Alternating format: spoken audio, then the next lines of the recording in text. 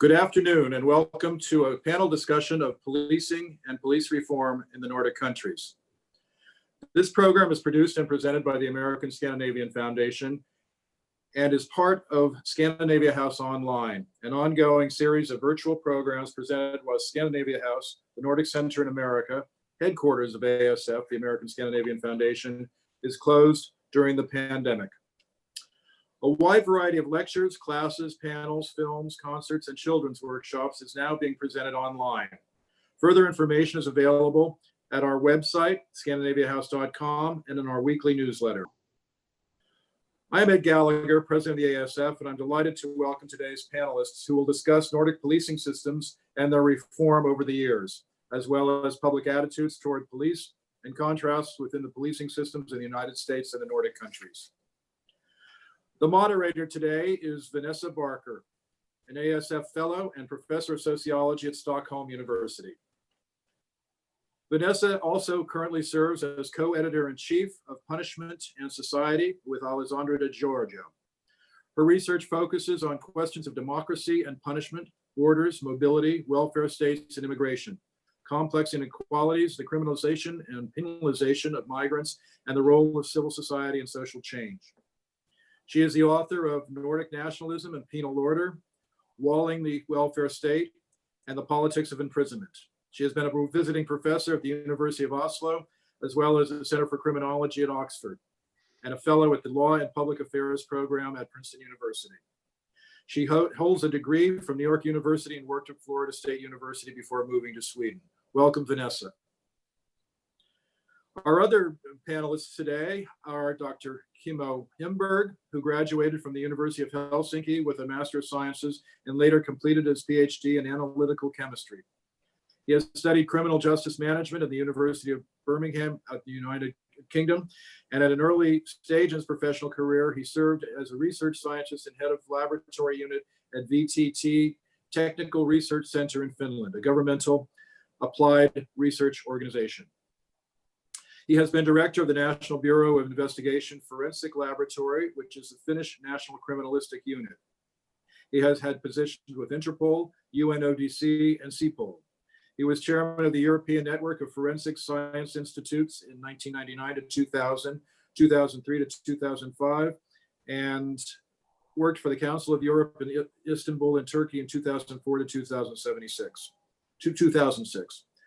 He is the rector of the Police University College, which is the sole police education institution in Finland. We're also joined by Lars Holmberg, who is Associate Professor of Criminology at the Faculty of Law, University of Copenhagen, Denmark. Dr. Himberg has done research in the field of juvenile delinquency and crime prevention while maintaining a keen interest in policing.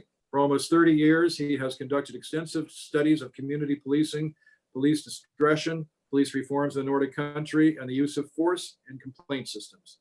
He has been a visiting scholar at American University in Washington, D.C., and the School of Criminal Justice at the University of Albany in New York.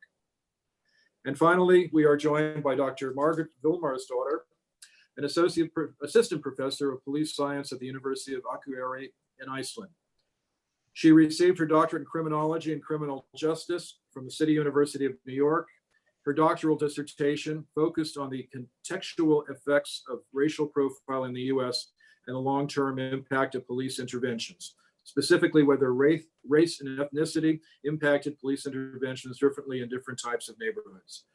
Welcome to you all, and I now turn it over to you, Vanessa. Thank you for being here. Thank you.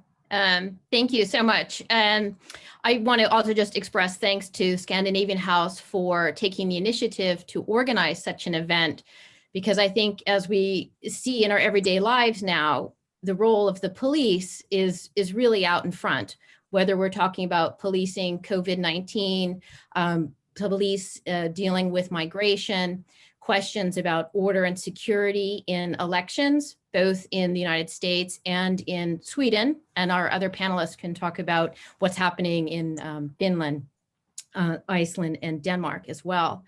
So again, I just appreciate the initiative to be here to talk to the panelists about these issues, because I'm a sociologist, as Ed said, and we look at these institutions as really central to understanding social life and social organization. what happens with the police is often a reflection of social relations, inequalities, could be about racial injustice, as we're seeing in the United States. But they also signal important things about citizenship, about trust, about the relationships between individuals and the state. And so it's a really key or keystone institution that sometimes we take for granted or we think is just a normal part of a society, but really digging deep and thinking reflecting about their role and relationship. What does it mean, right? What does it mean for the society today? How are the police conducting themselves? What is happening? What has gone wrong? And this comparison, I think, is interesting between the Nordic societies and the US.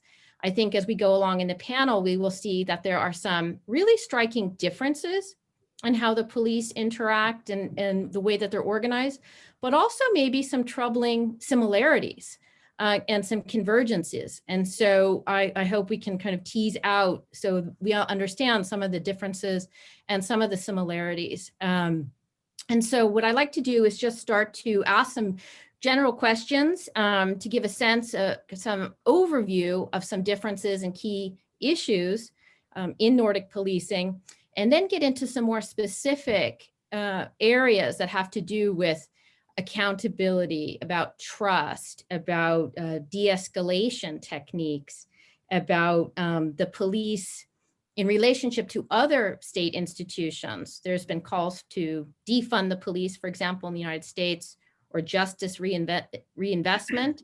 Does that have any resonance in countries like Sweden or in the other Nordic countries? Or is that already happening to some extent, right? It kind of the police as one instrument along this array. But let's, maybe we could just start with some general overview or background to give the audience a kind of good sense of what are some key differences in your research that you understand, some of the Nordic style policing goals that may be different than what we've taken for granted in the United States. And I have on my Zoom camera, I have Kimo, Lars, and Margaret in order. So I don't know if that actually shows up the same for you. But so Kimo, if you could start us off with giving us kind of some overview and some background before we kind of dig into some of these specific issues. Thank you, Vanessa. I'd like to start by picking up two concepts, two words that you mentioned: accountability and trust. I believe those are basically the key to understanding Nordic policing.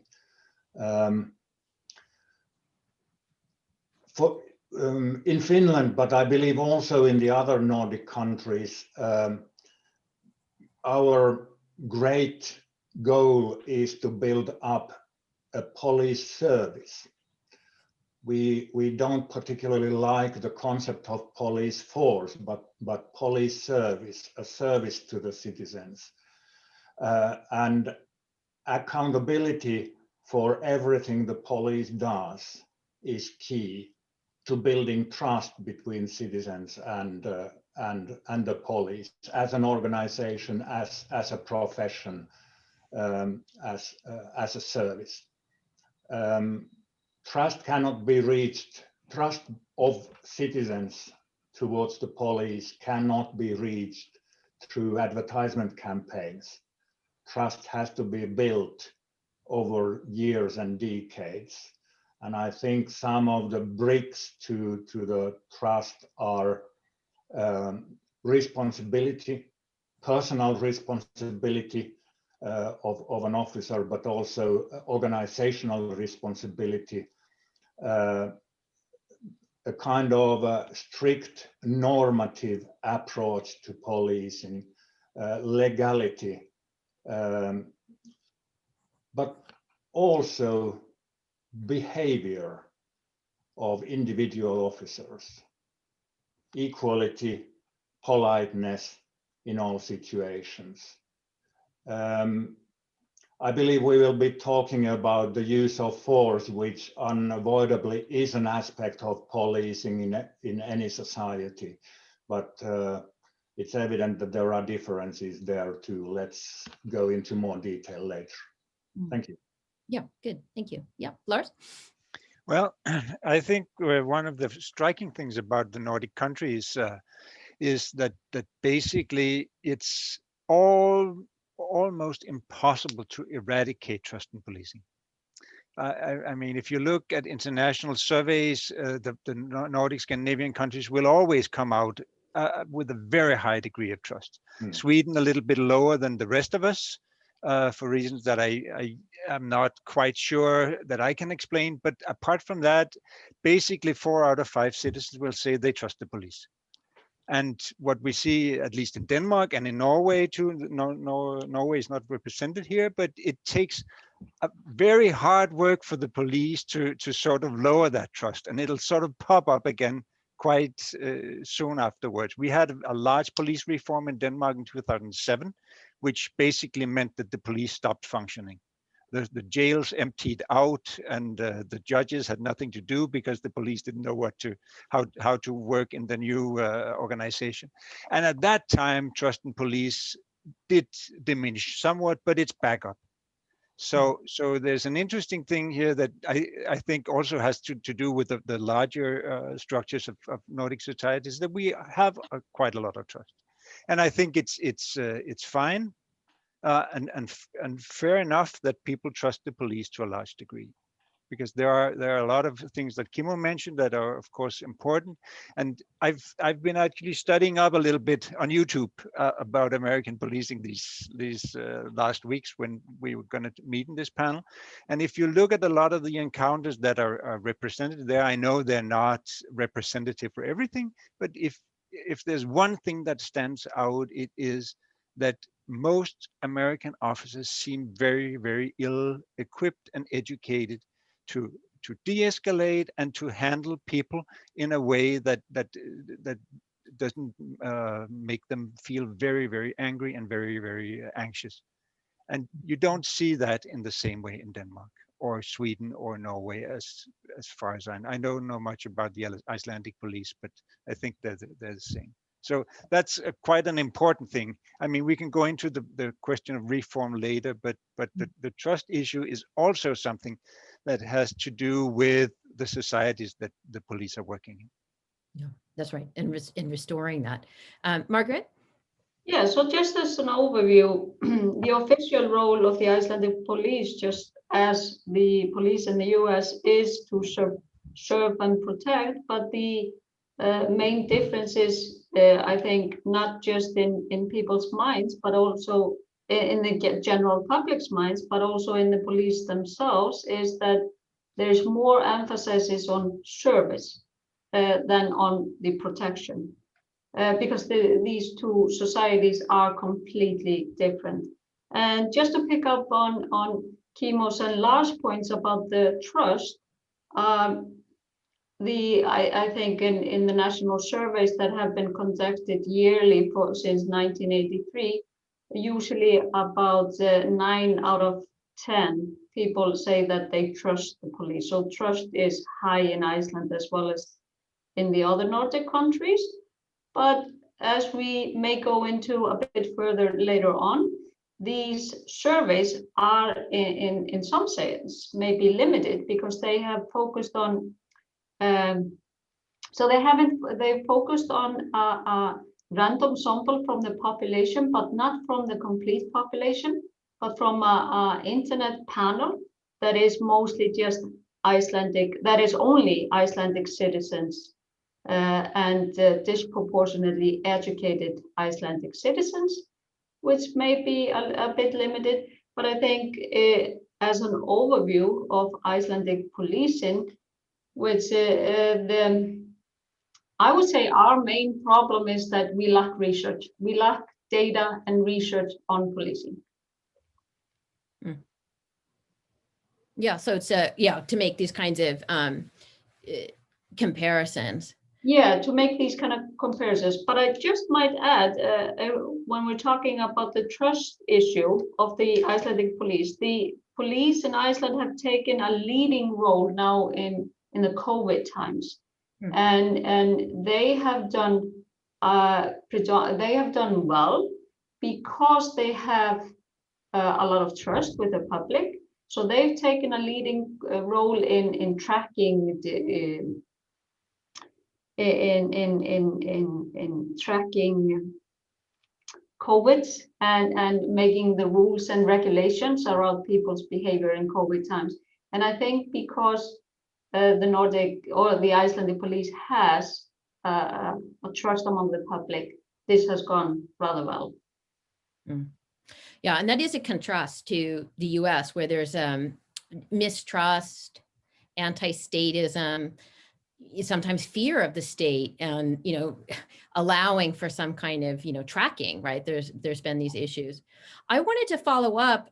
Maybe these are in some ways technical issues, but I think would be illuminating to hear some of the practicalities, because it goes back to these questions about accountability and trust and de-escalation. One of the issues that emerged, I think, this summer that was made very clear with the police violence against African Americans in the United States was that the police unions really fought back accountability. And then there's a lot of legal protections for the police when there's an escalation of violence. And this is, as an ordinary person, it's a little bit hard to understand, right? The police being protected if they have used violence that's been excessive, how they're not held accountable. How does that work in these Nordic policing systems? Because Kimo, you said from the beginning, like there's these high standards of legality, of professionalism, and accountability. Like, what does that actually mean? Like, and what does the unions play any role, as we've seen them emerge in the United States policing, as these protecting individual officers from this kind of accountability? So how does it actually work differently in practice and maybe the legal terrain in Finland or in the other Nordic countries, if anyone else wants to join in on that? The basic principles of policing are in Finland are given in the beginning, in the first sections of the Police Act, which is the main national law guiding policing in this country. And there is first respect of fundamental and human rights. It is said very clearly that the police shall respect fundamental rights, and always when exercising their powers, they have to choose from all reasonable options the course of action which best asserts these rights. Secondly, there is a principle of proportionality which requires the police to always to put its own actions in proportion on the situation that the police is responding to. So a kind of a prohibition of overreacting. Then there is a principle of minimum intervention, meaning that the police has to use in a way the weakest possible way to react. And then there is a principle of intended purpose. So the police may exercise its powers only for the purposes which are provided by the law. And indeed, Vanessa, you referred to this responsibility issue. I don't want to make comparisons between Finland and any other country, but as an example, always when a Finnish police officer uses a firearm in her or his work, always the case will be investigated by a prosecutor. Always, even if the target person has not died. So when I earlier referred to the high level of personal responsibility of officers, this is an example. it would be completely out of the question that an officer would be protected in such a way, in such a situation, that her or his actions would not be very carefully looked at and assessed afterwards. Yeah, so there's kind of institutional mechanisms that create these, both norms and practices, but also protect. Exactly. Yeah, Exactly. right. A control mechanism. Yeah, right. And Lars, what about in Denmark, right? These are there similar kinds of mechanisms for accountability, or do you? It's a little bit different. I think we should just for the American audience underscore the fact that all of these countries have a national police force.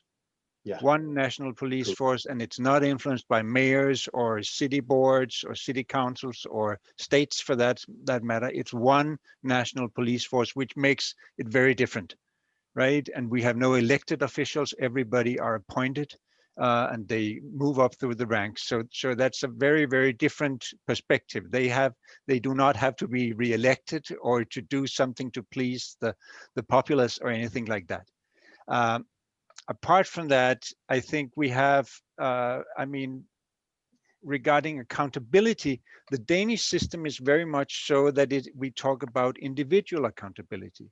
Just like Kimmo said, so when it's perceived that some police officer has done something wrong, it'll be at the moment we have what's called the Independent Police Complaints Authority. We've had a series actually of different kind of institutions to oversee this kind of accountability. And they've been changed now and again, basically every time, because politicians will say we need a new system. The old system is working, but the population don't think it works, so we'll have to change.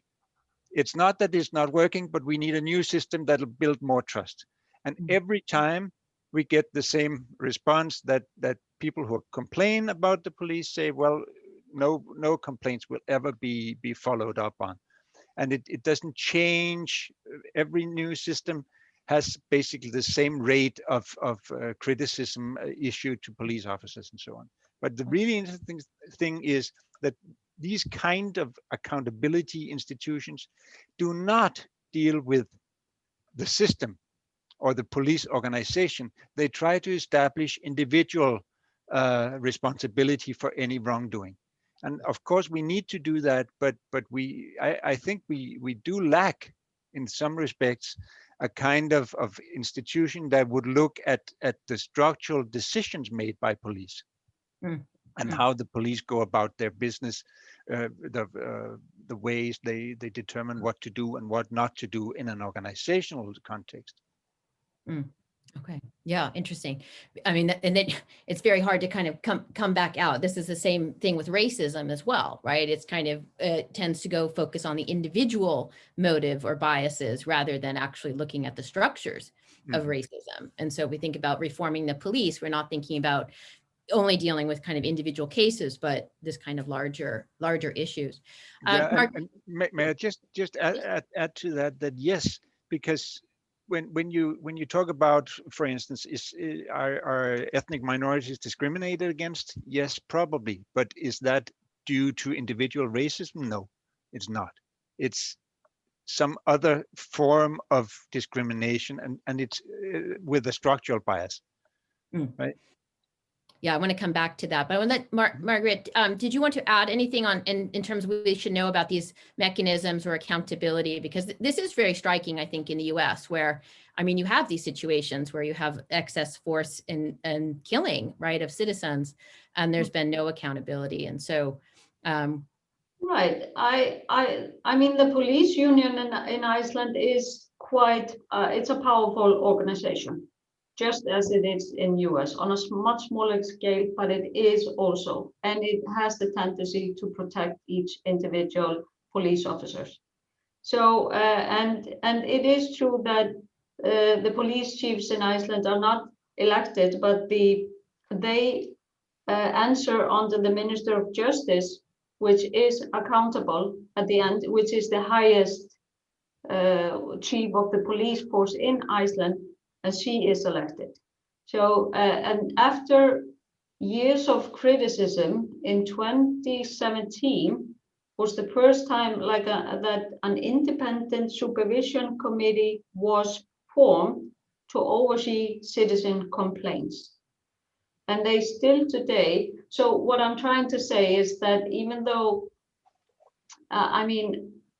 even though things do look like that we, at least in Iceland, it looks like we're doing much better, but I'm not sure that we actually know, at least in Iceland, because in 2017 was the first time that someone actually started gathering data on citizen complaints.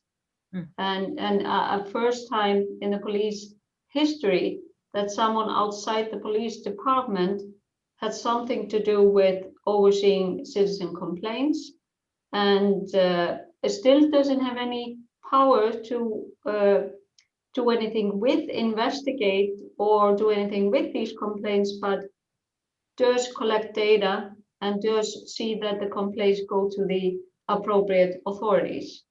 So what I would say is that I don't know, we don't have data on it. It hasn't been collected, it hasn't been available to any researcher, and but we do have a national police department, just one national police department, but the chief of that is accountable to the Minister of Justice, and she is of course elected.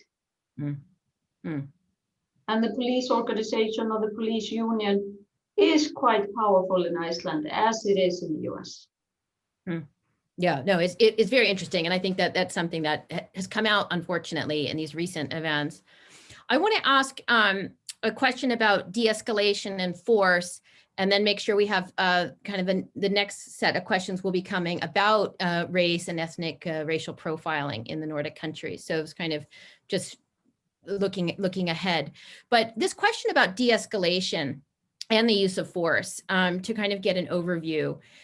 One of the other issues I think that came up with what's excess force in the United States was that the police are called sometimes to deal with people who have mental difficulties, or who are differently abled or have different mental capacities. And they are not necessarily trained to deal with these issues, and the use of force escalates. And it struck me both that Margaret and Kimo were describing the way the police is in Finland and Iceland in this service, not as a force. And so I wonder if it's kind of built into the system, these kind of mechanisms which are about a service rather than going, to secure or use force, and how this plays into training for de-escalation, or whether they would even send the police to deal with somebody with mental issues. Seems the police in the United States are called for all kinds of social problems. And this is one of the pushes for defunding the police. It doesn't necessarily mean abolish the police. It means to reinvest in other resources, because they're being called to all of these different kinds of issues. So there's a couple of issues sort of bundled up in there, but I'd like to hear your perspectives on, practices of de-escalation, or especially around these kind of social problem kinds of things that do not have to deal with crime per se, where the police are playing a role, and what might be some differences that we can understand, whether it's from training, or whether it's from practice, or whether it's from the principles. Vanessa, if I may, I'd like to return to what I said about the legal basis of policing, and I was referring to the basic principles. The law in Finland states, when it defines the principle of proportionality, among other things, it says that police action shall be proportionate to the behavior, age, health, and other specifics of the person targeted by the action. So, to pick up your example, a mentally disturbed person, for example, has to be confronted according to this principle of proportionality. The police has to understand that this particular person may behave in the way he is behaving because of a mental problem. So, but then again, this is also a competence issue. And because it's a competence issue, it is also a police education issue. The police has to be trained to understand these kinds of features in its customers, as we like to say, in its customers. So police officers have to be educated to understand how a mentally disturbed person can behave in various situations. They have to be trained to understand how a drug addict behaves in different situations, to be able to target this person in proportion to the person's capabilities. So Yeah. And using force, once again, is definitely the last action available in the toolbox. Yeah, so you have both practices, mechanisms, and a high degree of training also that is sometimes lacking from the US. Lars, did you want to comment on these practices that police learn or train to de-escalate, or Sure. Yeah. I mean, I agree that of course the police have to be trained. I don't think that they are always capable of especially handling people with mental illnesses, but there's obviously a great reluctance to use especially lethal force. We had a very unfortunate incident just this week where a very deranged person was police tried to arrest him. He was swinging around with big knives and a machete, and the police did not shoot him until he killed a pedestrian that walked by. So I think we're right now discussing where they're a little bit too reluctant to use force. And I don't know about the details of the case. I've just read it in the press, but it would show you that there's a huge difference. I mean, we're 6 million people, and if the police, I think they shoot 60 times a year, kill maybe 2, wound 4, 5, 6 people, and it's very much the same in Norway and Sweden and Finland, right? So it's very different.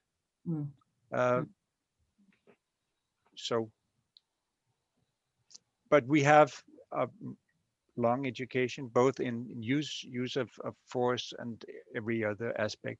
And we have an experiment at the moment in Denmark where the police and the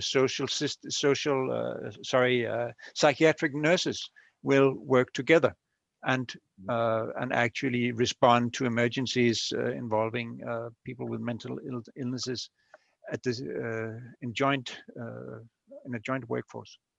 Right, some kind of collaboration with these different agencies.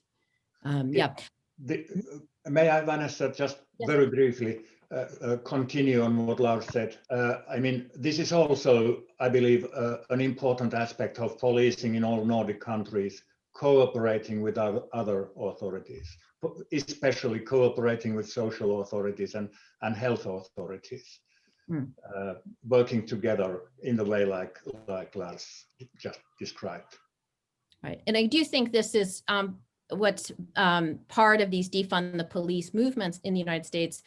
Would like to see more cooperation, a kind of broader network of services that are not just first rely on the kind of force that often that occurs. Margaret, I wanted to give you a chance to respond to these issues about de-escalation. Yeah, I think that concerning the Icelandic police, there are 3 fundamental differences that are related to this issue. And one has to do with, well, there is emphasis, at least this is part of the police training, emphasis on de-escalation. But, and education, police training this is also a fundamental difference between the police in the US and police in Iceland. Although the training and education of police officers in the US does vary from state to state, city to city a bit, it is, in general terms, they get much less training than the Icelandic police, which has a 2-year university degree, a diploma, which focuses on criminology, psychology, social work, sociology, and extensive field training. So yes, de-escalation, that's the focus. But also another part, and this is related to weaponization, which we may discuss later, the police in Iceland does not carry firearms. They have once in the history of Icelandic policing shot someone, and there was the special forces which do carry firearms. And that was actually a mentally ill person shooting through the window of their home. So it was clearly a dangerous situation. But so there is more focus on de-escalation. And the third point, also just being a completely different society, being a small knit society where everyone knows each other. So when you see someone, your neighbor or someone in your neighborhood, who is maybe behaving in a way that he looks mentally ill, you know his story. So you do not necessarily, like you asked in the beginning, no, you do not call the police. You call their mother, you call their wife or a family member. You'd rather call the police if your neighbor was being noisy because you don't want to bother them yourself, or calling the police because someone is behaving strangely in your neighborhood is less common in such a small society, because you're just simply more likely to know their story. So that's also a third fundamental difference, which all end up that there's more, I think, likelihood of de-escalation and a cooperation with other organizations. Definitely, there's a lot of cooperation. Yeah, no, these, so I think we kind of mapped out some really key differences, right? And you have, I mean, the principles of de-escalation, accountability. You also have what you just mentioned, Margrét, which we didn't mention, is informal social control, right? So these kind of societies that are high trust and, you know, you don't call the police to, you know, kind of use force against your neighbors.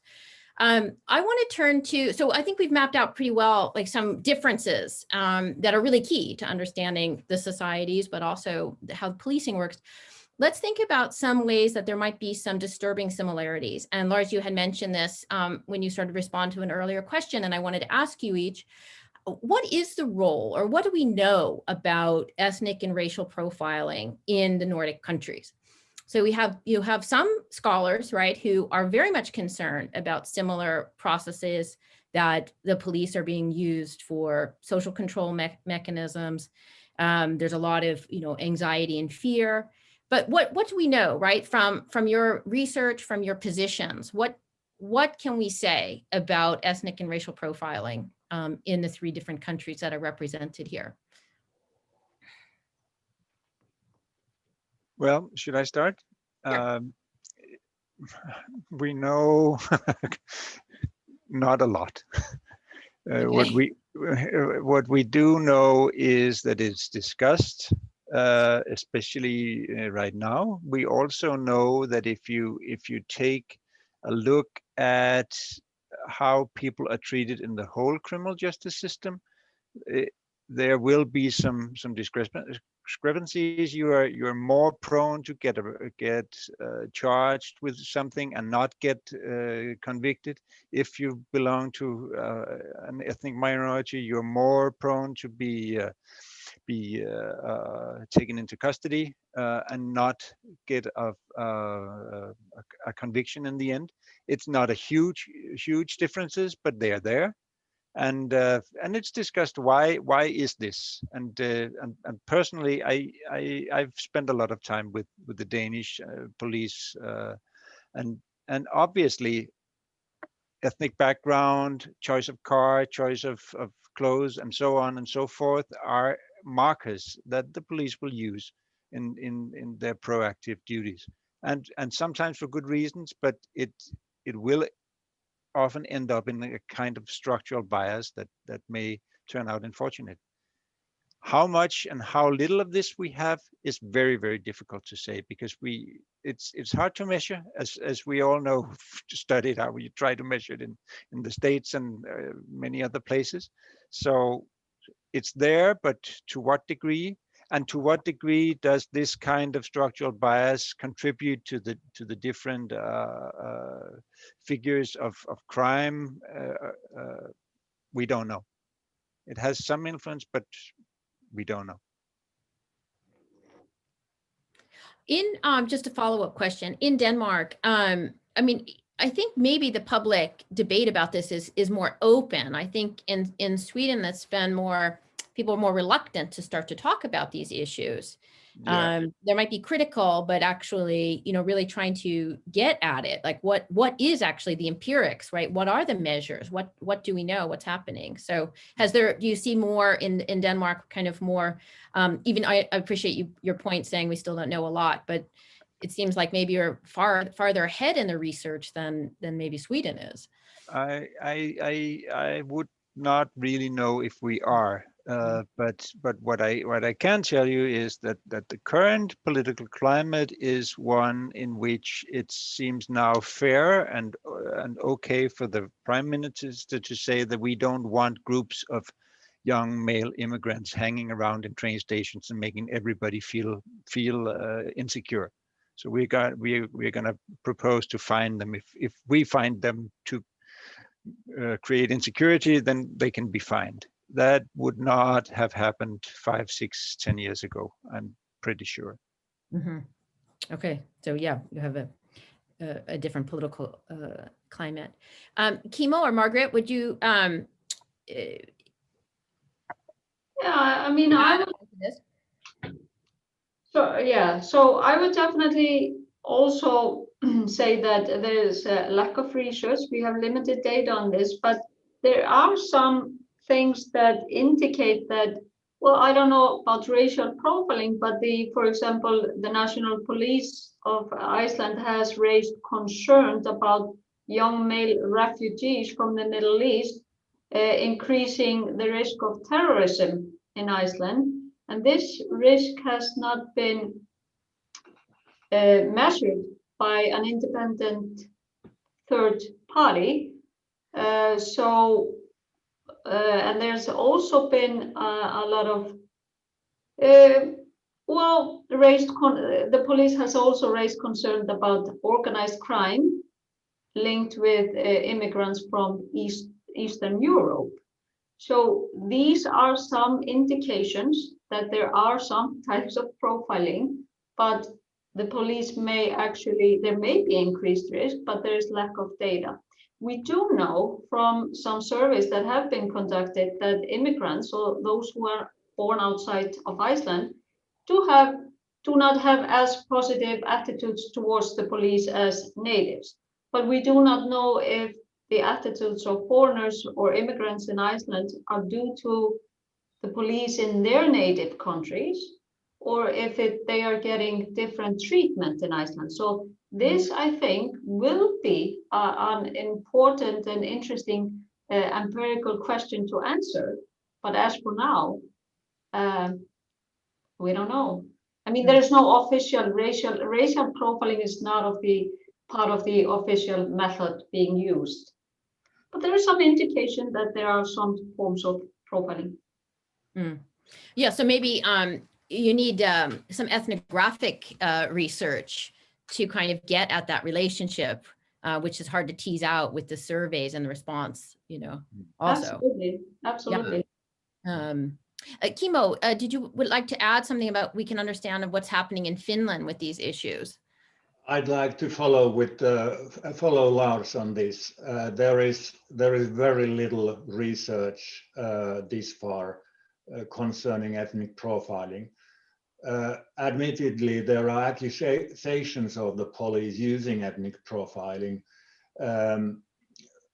But if I may give a personal view, also from the research viewpoint, this is quite a difficult phenomenon. I would imagine that if we make a survey, if we ask citizens who belong to ethnic minorities whether they feel or whether they have experienced ethnic profiling by the police, I would imagine that quite many would have those kinds of experiences. But then again, if we would reflect the individual incidents towards the argumentation of the police, why have these actions have been taken, then the view would probably be different. And I'll try to be very fast with one example. Let's imagine that in a Saturday night there is an assault in the Helsinki railway station. Eyewitnesses tell a police patrol that it was a young guy wearing a red cap and a black jacket, 20 years old. This is radioed to other patrols, and officers will start stopping young guys who fit into these features. If the eyewitness would give the same features of the suspect and add, I think he's of African origin, this would again be radioed to other patrols, and the police would be stopping young African Finnish guys around the area. I would imagine that many of these young innocent men would think that this is an indication of ethnic profiling because only black guys are being stopped. So there is really a need of serious, extensive research on this. Mm. Yeah, and I would say from using different kinds of tools, right? I mean, both to kind of survey and large scale data sets, statistical analysis, but also some kind of on the ground ethnographic to kind of capture some of these dynamics, because of course there is crime going on, and there are ethnic minorities who are committing crime. But then there's also these situations where there's, kind of over policing, or is there over policing? Is there over surveillance? And so I think those things are really vital to get out, because they can, as we've seen with the police, they can lead to larger problems in a society, right? Increasing social divisions and polarization when you have that kind of fracturing, or the police are seen to be unfairly treating, right, ethnic and racial minorities. I know we need to save some time for audience and chat questions, but I wanted to follow up just one more point here. It's related to these issues. Like, so what if we, first, there is maybe a lack of data and research to sort of affirm that there might be this ethnic and racial profiling going on. But Lars, you had also mentioned these issues of structural bias within the police. So we have kind of not contradictory, but some different tensions going on, right? You have the ideas about, trust and accountability, de-escalation, but then we have some tension with maybe ethnic and racial profiling, some structural issues. How do we get to, if we need to repair the police, like what are some good practices or good examples that are not necessarily kind of on the individual level, but that actually try to tackle some of these structural issues? Do you have some specific examples in mind that we could share? I'm not sure I have some specific examples, but I would like to point out the kind of difficult issue of community policing in the Nordic countries. It's not only Denmark. It seems this kind of pendulum. At one decade, we need more community policing. At the next decade, we need centralizing everything because now we have a threat from the outside. And then it takes 5 years, and then the pendulum swings back. So I think we've had 6 or 7 waves of, now we need community policing, now we don't, now we need community policing again. And it can't seem to be resolved. The Norwegian case is that they have a police reform that in the whole white paper of this reform, community policing is not mentioned once. And still, after releasing the white paper, they renamed the reform the community policing reform. It has nothing to do with community policing reform, but it's obvious that there's this tension in society. Can we afford, or should we actually focus on strengthening ties between local officers and local citizens, or should we do something else? Personally, I'm more for community policing than against. I see problems with it, but I think it's very difficult to sort of maintain a stable idea that this is something that we'll use and we'll sustain it in the long term, which makes it very difficult because a lot of Danish citizens obviously want a more personal relationship to their local officers. Right, and it's going back to these kind of on the ground relations that take on a kind of spectrum that the police maybe are able to do differently in the Nordic context than they are in the United States. Margaret or Kimo, did you have any last points you wanted to make, either about structural reforms for the police, good practices? Last points before we kind of turn into the chat and see if there's a few questions from the audience. Margaret earlier referred to the education, police education issue. I think this is important because we have been talking about competencies and competence needs of police officers. I believe this is also one of the special features of Nordic policing, that police education. I wouldn't like to talk about police training. It's not only about practical training, it's about police education, teaching also theoretical substances, teaching ethics, teaching attitudes, etc. In all Nordic countries, police education programs are pretty extensive.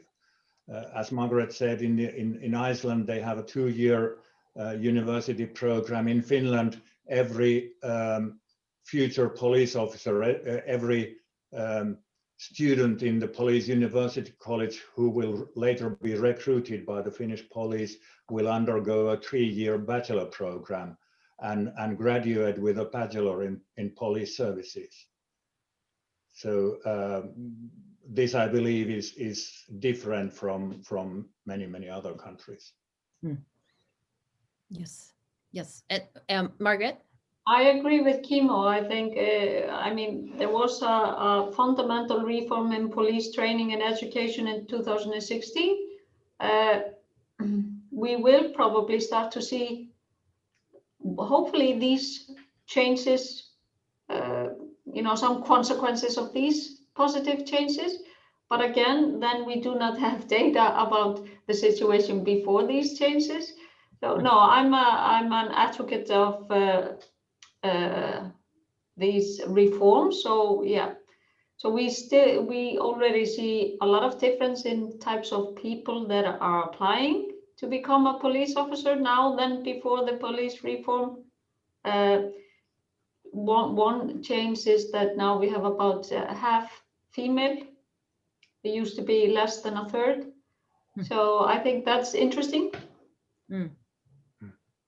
But the students are younger now than they used to be, so some people are concerned about that. But yeah. Yeah, so we'll have to we'll check back in 3 or 5 years and see. But it is interesting about the gender shift too. And there's a new book by a fairly well-known criminologist called the Ethical Policing. So I think this is also really interesting about how that might work out. Vanessa, are you referring to Dominic Wood's new book? Michael Howe or Hugh. Okay, good. Yeah. I just saw it. It was like, oh, okay, this is very interesting. We might have different meanings of what we mean by ethical policing, but this kind of overview about how we might rethink the role of the police and how we might incorporate some of these mechanisms that you've been talking about. I think these structural issues, these also about, force, about relations to ethnic minorities and migration. These are very complex, and we're just kind of scratching the surface here. There are a few questions here in the chat, if I can kind of bring up. Some of them have been answered about education. I think we both, Margaret and Kimo, kind of came back to that. And a shout out to New York City's John Jay College, which is great. Where I used to teach before. Oh, you did? Okay, yeah, great. Yeah, so one of our panelists maybe from there. And then one question we did not get into, well, a little bit with the trust, which was about kind of public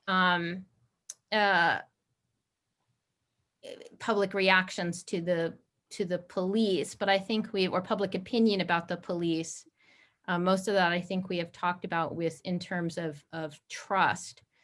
And then this, I think, Margaret, your example of maybe a changing relationship with the public too, where you have kind of new recruits coming from different parts of the population, that might also signal some kind of shift or change in or how the public views the police.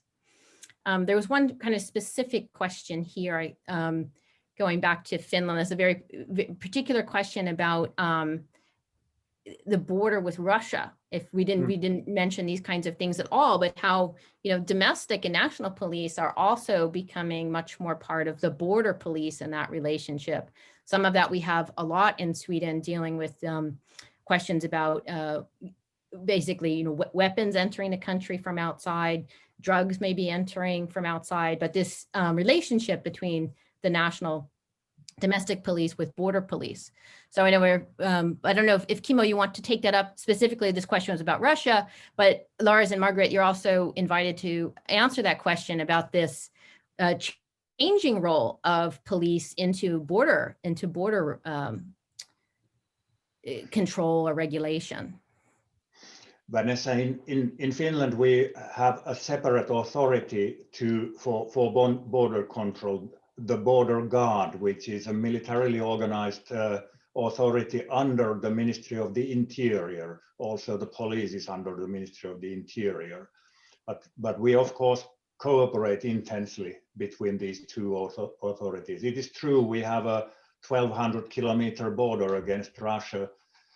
Mostly the border is running through practically uninhabited areas. But on the other hand, St. Petersburg, a city with a population as large as the entire country of Finland, is 400 kilometers from our own capital.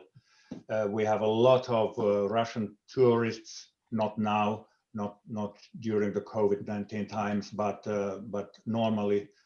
And especially in the eastern parts of the country, it is necessary that public authorities are able to communicate in Russian language as well. But basically, the relationship is between the big neighbor is very good, and for a small country like Finland, this is rather beneficial to have a large neighbor like Russia. Mm-hmm. Great, good. Lars or Margaret, would you like to comment about either the shifting role of the police or collaborations with border control? Well, in Denmark, it's not a shifting role. It's always been, or not always. For the last many years, the control of the border has been the duty of the police. But of course, we've had open borders within the Schengen. So it's taken, now that we've closed borders, both with Germany and partly with Sweden, on and off, it's taken a huge toll on police manpower. So a lot of other things go undone. Because a lot of there are so many officers basically stationed at the border. Yeah, the only difference in Iceland is that it's an island, doesn't border any. But yeah, this is not a shifting role for the Icelandic police, but has been a. But it's an island. Yeah, so different issues, but this yeah, these questions though about whether it's collaboration or whether if your education and principles are trained towards one area, can it be expanded to another? And I think that these issues about, expansion of duties and responsibilities can become an issue. I think Ed is coming back on, but I just wanted to give the panelists one more chance. If there's any last minute burning issues that we didn't get to that you think are just really crucial for this Nordic American audience to understand, maybe in, one word or one sentence or less, the kind of key to these Nordic policing.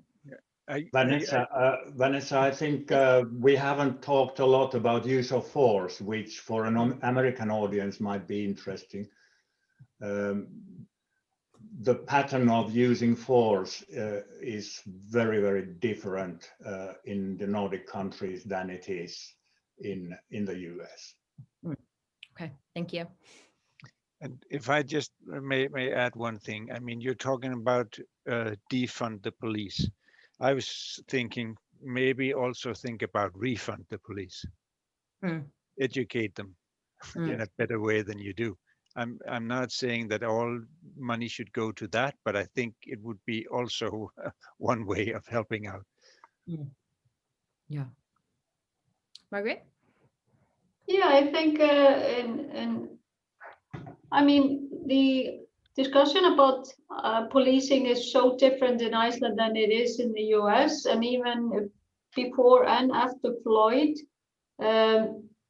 what the main kind of issue here is just how different we are, that we don't have to be concerned about the Icelandic police because we're so different, which I don't think is completely true in every sense, but it's interesting. So for example, there has been no discussion of defunding the police in Iceland. There has been discussion of underfunded police in Iceland, but which is probably right, because the police, it hasn't been, I mean, their funding hasn't changed for about 15 years, even though the population size has grown and we have more tourism. But so the discussion is just completely different.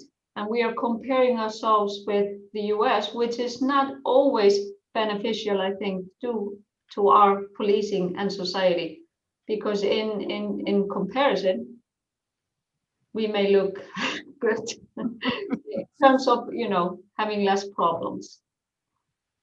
Yes, no, that's exactly right. It becomes kind of idealized, but the effort to actually understand a country or case on its own terms, I think is really critical. Yeah, good. So thank you very much. And I see Ed has come back on. So yes, I've enjoyed this discussion very much. Thank you. I've learned a lot. It's been very enlightening. I want to thank you, Vanessa, and all of our panelists. Maybe it's something we can repeat again and talk more about force and some of the other issues that have just been answered. There's a lot of stuff here, a lot of good meat. I want to thank all of our viewers. I want to thank Kyle Reinhardt, the ASF Manager of Cultural Programming, who is the producer of this panel. And I also want to thank all of our funders and supporters, most notably the Barbara Osher Pro Suecia Foundation. Again, you can see all of our programming listings on scandinaviahouse.org. Upcoming programs of particular interest in the next few days. Tonight we have a virtual book talk, which will be focusing on climate change, a new book by Beth Peterson entitled Dispatches from the End of Ice. And later this week, we'll be premiering in our virtual cinema, The Blinding Sea, by a film about Roald Amundsen, and that will be available for 2 weeks beginning on Friday. There will also be a discussion on the film with the director of the film next Friday.